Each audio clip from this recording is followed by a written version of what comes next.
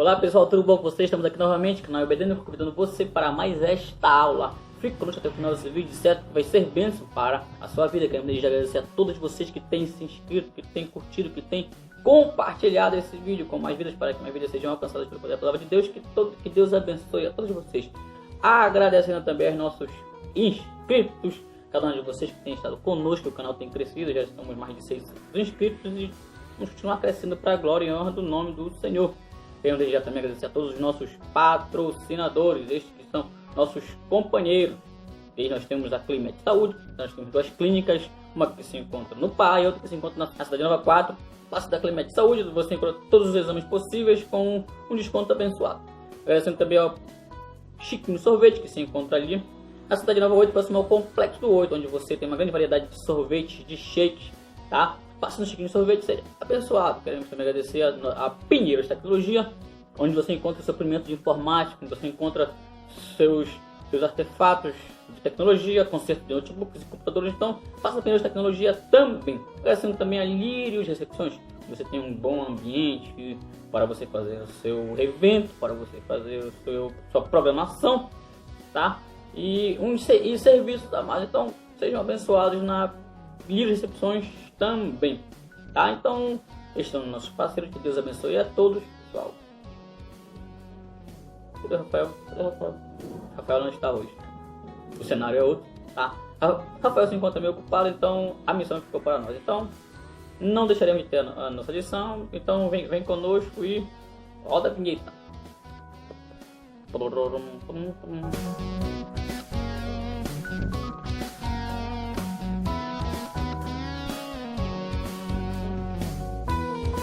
Então vamos lá, lição de número 7 com o tema A Conversão de Saulo. O texto do dia diz: E caindo em terra, ouviu uma voz que lhe dizia: Saulo, Saulo, por que me persegues? Está em Atos capítulo de número 9, versículo de número 4. A síntese diz: a conversão de Saulo foi um dos acontecimentos mais importantes da história do cristianismo, pois ele foi o vaso escolhido para levar o evangelho aos gentios. Nós temos agora o texto bíblico que se encontra em Atos, capítulo de número 9, versículos do 1 até o versículo de número 18. Bom, como você já percebeu, nosso livro Auxílio e as nossas lições, elas se propõem a comentar o livro de Atos. Porém, o espaço e o número de lições seriam num curto período de tempo, portanto fica difícil abordar todo o livro de Atos. Então a proposta é abordar alguns capítulos, alguns episódios e alguns momentos que mais são importantes para a Igreja do Senhor. Bom, você percebe que nós temos sempre algumas pessoas chaves para entendermos, né? E hoje não é diferente, vamos falar a respeito de Saulo, ou aquele que posteriormente fora chamado de Paulo. Paulo é alguém de suma importância na história da Igreja.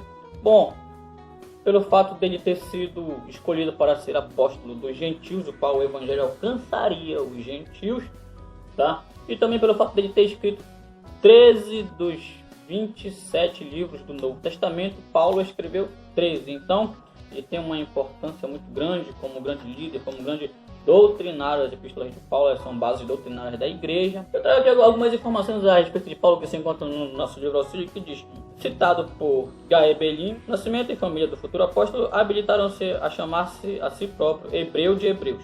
Era de puro sangue judaico da tribo de Benjamim. Está em Romanos 11 primeiro e Filipenses 3:5. Nasceu em Tarso, na Cilícia, Atos 9:11, 21:39 e 22:3. Pelo ano 2 a.C., quando estava no seu auge o poder do imperador romano César Augusto. A sua educação foi caracteristicamente judaica, quando o rapaz foi mandado para Jerusalém a fim de ser instruído por Gamaliel, segundo a exatidão da lei de nossos antepassados. Dizia ele, tanto Gamaliel como a própria família de Paulo pertenciam à seita dos fariseus, o seu mestre, pois era natural que Paulo obtivesse um firme conhecimento da doutrina da ressurreição. Atos 22:3, Atos 23:6, 26:5, Filipenses 3:5. Com Gamaliel, ele aprendeu também aquelas estreitas doutrinas de farisaísmo, sendo extremamente zeloso das tradições de seus pais. Além disso, sabia Paulo a arte de fazer tendas. Então, algumas informações interessantes da pessoa do apóstolo Paulo, tá? Então, dessa palavra introdutória, nós vamos falar sobre o momento da conversão de Saulo, enquanto Jesus se encontra com ele onde ele estava indo rumo a Damasco para justamente prender crentes, e ali aconteceria a grande reviravolta de sua vida, e qual, ao invés de perseguidor, ele tornar-se-ia um perseguido. Então, vamos lá. O tópico número 1 nós temos um encontro inesperado no caminho. Bom, como já foi citado na lição anterior, Paulo, ele havia consentido na morte de Estevão. O versículo 50 do capítulo número 7 de Atos vai dizer que Paulo ele estava ali quando Estevão foi morto e as vestes de Estevão foram lançadas aos pés deste jovem chamado Saulo. Tá? Então ele consentiu, ele participou da morte de Estevão e ele tinha esse sentimento, esse desejo por odiar o cristianismo, por entender que era uma seita e no afã de tentar reprimi-lo, de tentar pará-lo, ele agora está indo contra eles. Aqui em Atos capítulo 9, versículo 1, que é o qual situa-se o nosso primeiro subtópico. Então, Saulo tinha esse desejo por acabar com os cristãos, e ele castigava os crentes e obrigava-os a blasfemar. Então, ele tinha esse desejo por vingança, ele tinha alguém mau, alguém terrível. E aí ele chega aí até o sumo sacerdote, o versículo 2 vai dizer isso. O versículo 1 diz que ele foi ao sumo sacerdote, e o versículo 2 se inicia dizendo: e pediu-lhe cartas para Damasco, para as sinagogas, a fim de que se encontrasse algum daquela seita, que eram os cristãos, quer homens, quer mulheres, os conduzissem presos a Jerusalém, ou até mesmo acabar com ele. E essa carta, ela era uma carta que dava legalidade a ele percorrer qualquer região que estava sob o domínio de Roma e fazer o que ele bem entendesse. Então, ele agora está indo em busca de parar os cristãos. O subtópico 2 diz: perseguindo a Jesus. Paulo estava em busca de parar os cristãos, de acabar com esse movimento que crescia e que era muito prejudicial ao judaísmo. E no momento em que ele tem o seu encontro com Jesus, no versículo 4 do texto bíblico, as palavras são estas: caindo em terra, ouvi uma voz que dizia: Saulo, Saulo, por que me persegue? Sabe o que isso quer dizer? É que aquela perseguição que aparentemente estava indo contra os cristãos, os novos convertidos, a igreja do Senhor, ela atingiu diretamente ao Jesus. Nós entendemos que qualquer perseguição, qualquer pessoa que tenta perseguir, que tenta destruir, que tenta aniquilar, que tenta parar a igreja, ela não está lidando com pessoas, ela está lidando diretamente com Jesus. Foi ele quem falou na sua palavra: e sobre esta pedra eu edificarei a minha igreja, e as portas do inferno não prevalecerão contra ela. É aquela perseguição Jesus estava tomando para si, como bem menciona o texto de Isaías, capítulo de número 53, versículos 4 e 5.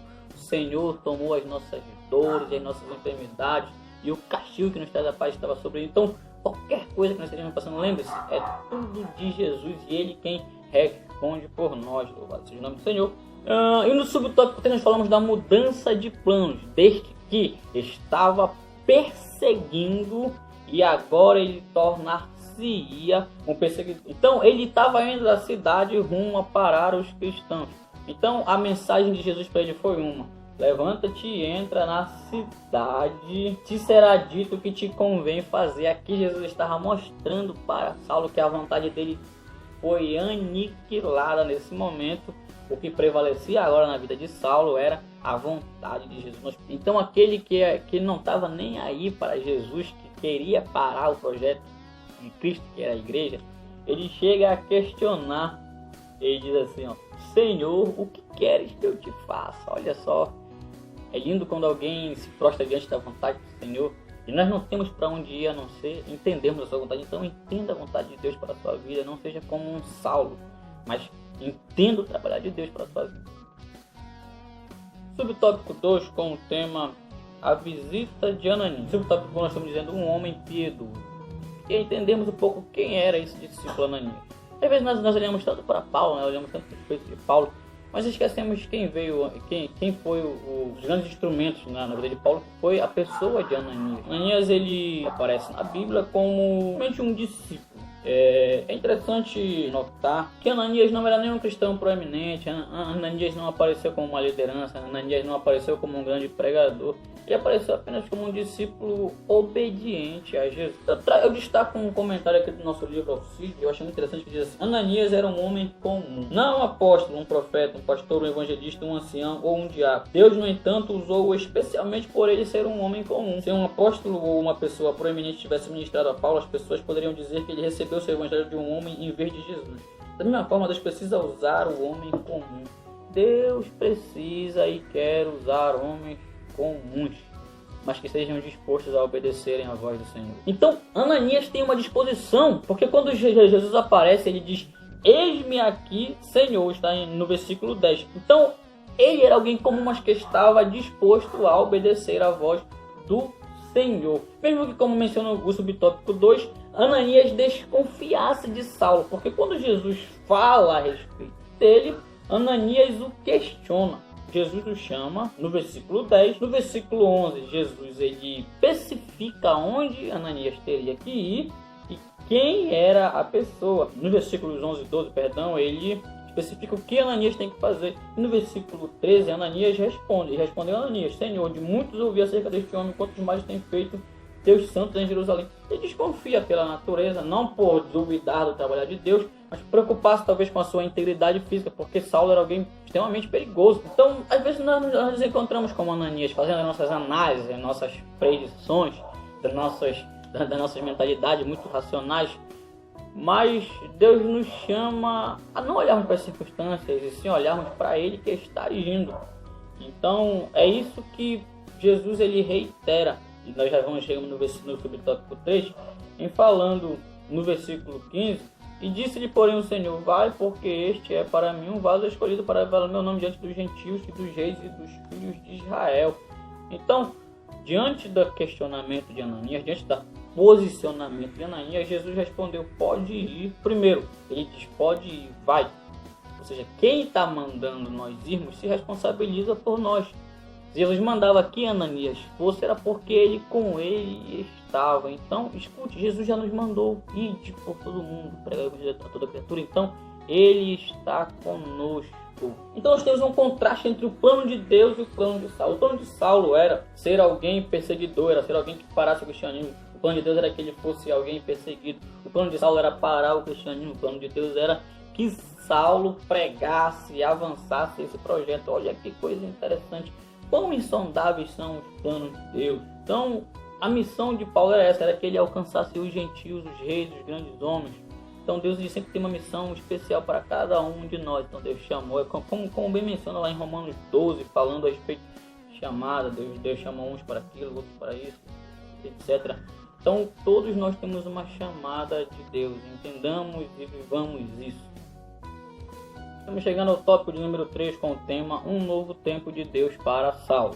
O subtópico 1 fala a acolhida de Ananias, que fala a respeito do versículo número 17, que diz: Ananias foi e entrou na casa e, impondo-lhe as mãos, disse: Irmão Saulo, Senhor Jesus que te apareceu no caminho por onde vinhas, me enviou para que tornes a ver e sejas cheio do Espírito Santo. Então, Ananias ele chega e já chama irmão Saulo. Então, essa afirmação ela demonstra que Ananias já havia reconhecido a Saulo como um crente, de inimigo a irmão em Cristo. Que nunca venhamos a menosprezar o valor de ser um irmão ou irmã em Cristo. Ananias acolheu Saulo, impondo-lhe as mãos, orando para que recuperasse a visão e fosse cheio do Espírito Santo. Diga-se de passagem, nós destacamos a autoridade que Ananias tinha de estender a mão e Saulo recuperar a visão. E Jesus falou que nós colocaríamos as mãos sobre os enfermos e eles seriam curados. E um momento muito propício para darmos ênfase a isso, ao poder de Deus que está sobre nós. Então, é por isso que o livro de Atos ele é uma das bases para a nossa teologia pentecostal, porque Deus ainda revela, Deus ainda cura, Deus ainda batiza com o Espírito Santo. Nós estamos dando ênfase a essa efusão do poder de Deus no livro de Atos. Nós vemos nesse episódio todas essas características do evangelho pentecostal tido em ênfase no livro de Atos. O subtópico 2 diz: abrem-se-lhe os olhos de Saulo. Ele ficou cego, mas no momento que Ananias põe a mão sobre ele, ele começa a enxergar. O versículo 18 diz: e logo caíram dos olhos como que uma escama, recuperou a vista, levantando-se, foi batizado. Olha aqui. Então ambas as curas elas apontam para milagre. Nós temos dois milagres aqui, o milagre de Saulo ter enxergado e depois ele foi batizado. Então todas apontam para a obra do Senhor. Jesus ele quer curar pessoas fisicamente e quer salvá-las. Então olha para a obra linda do Espírito Santo que nós vemos aqui, ele curando e ele salvando. Jesus cura, Jesus salva, nós cremos muito nisso. Então somente Cristo ele pode abrir os nossos olhos para nós entendermos as coisas espirituais. O homem natural ele não consegue entender, como bem menciona o texto de 1 Coríntios 2,14. Ele diz: ora, a pessoa natural não aceita as coisas do Espírito, porque eles são loucura, e ela não pode entendê-las, porque ela se discerne espiritualmente. Então, ao Jesus abrir os nossos olhos espirituais, nós passamos a entender isso. Então, esse é o milagre que Jesus quer fazer conosco, nos trazer essa visão para entendermos o seu trabalhar, a sua vontade, a sua obra em nossas vidas. Para finalizar, o versículo 18 termina dizendo: e levantando-se foi batizado. Então, primeiro Jesus entrega a visão a Paulo e ele se levanta e agora ele é batizado. Então Deus, nós precisamos entender isso, que Deus ele sempre quer que nós nos ergamos, que nós tomemos uma posição, que nós tomemos uma postura. Ele não quer que nós estejamos embaixo. Então agora ele é fortalecido, ele é curado, tanto espiritualmente quanto fisicamente, e agora ele está a pregar, a entender e a fazer aquilo que Jesus nos chamou. Deus nos capacita para fazer aquilo que Ele nos chamou. Deus nos cura para fazermos aquilo que Ele nos mandou fazer. Isso se encontra no versículo 19. Depois abre-se os olhos, depois ele é batizado. O versículo 19 diz: e depois de comer sentiu-se fortalecido. Olha que interessante. Jesus curou Paulo do seu pecado. Jesus entregou a visão a ele. E junto com os irmãos ali, ele em comunhão, ele comeu, porque ele já estava alguns dias sem se alimentar, ele comeu e sentiu-se fortalecido. Então esse é o trabalhar de Deus. Olha como Deus é, olha como é lindo. A graça ela salva pessoas. Jesus através da graça, da fé, ele liberta pessoas. Mas a comunhão da igreja, o discipulado, ele deve estar ali para abraçar essas pessoas e fazer com que elas se alimentem e sejam fortalecidas. Nós precisamos dar ênfase ao trabalho do discipulado em nossas igrejas.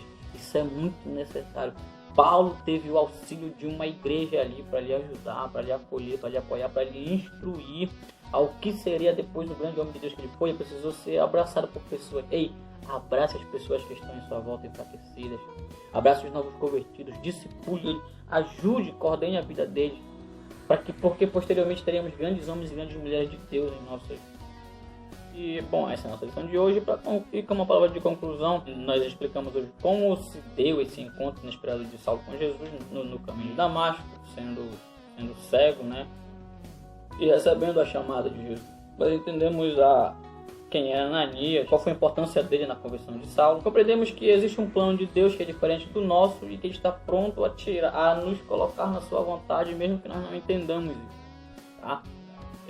E esse foi o nosso vídeo de hoje. Querendo agradecer você que ficou até o final desse vídeo. Não se esqueça de deixar o seu like, o seu comentário e de compartilhar nas suas redes sociais, nos seus grupos de WhatsApp, para que mais vidas sejam alcançadas pelo poder da palavra de Deus, tá? Bom, pessoal, muito obrigado. E não se esqueça, IBD Núcleo priorizando a palavra.